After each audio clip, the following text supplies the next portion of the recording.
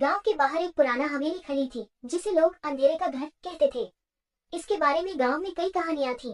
कुछ कहते थे कि वहां रात के समय अजीब आवाजें आती थी, जबकि दूसरों का कहना था कि घर में एक बुरा आत्मा बसी हुई थी।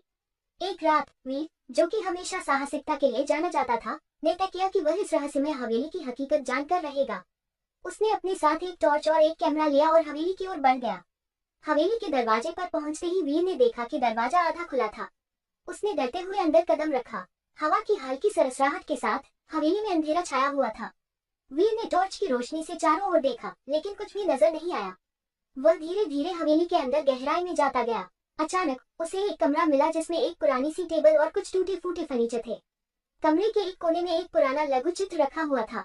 चित्र में एक महिला की तस्वीर थी जिसकी आंखें वीर की तरफ देख रही थी।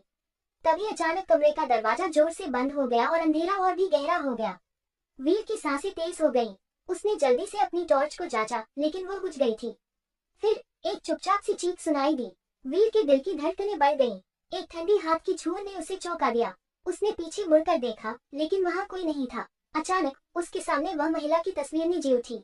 उसकी आंखों में एक अजीब सी चमक थी। महिला ने धीरे धीरे अपनी उंगलियां बढ़ाई और वीर की ओर इशारा किया।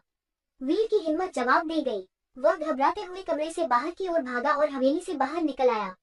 सुबह होते ही गांव वालों ने उसे खोजा और हवेली की ओर दौड़े। जब वे वहां पहुंचे तो हवेली का दरवाजा फिर से बंद था और अंदर कुछ भी नहीं मिला। वीर अभी उस रात को याद करता है, लेकिन कभी हवेली की ओर वापस नहीं गया।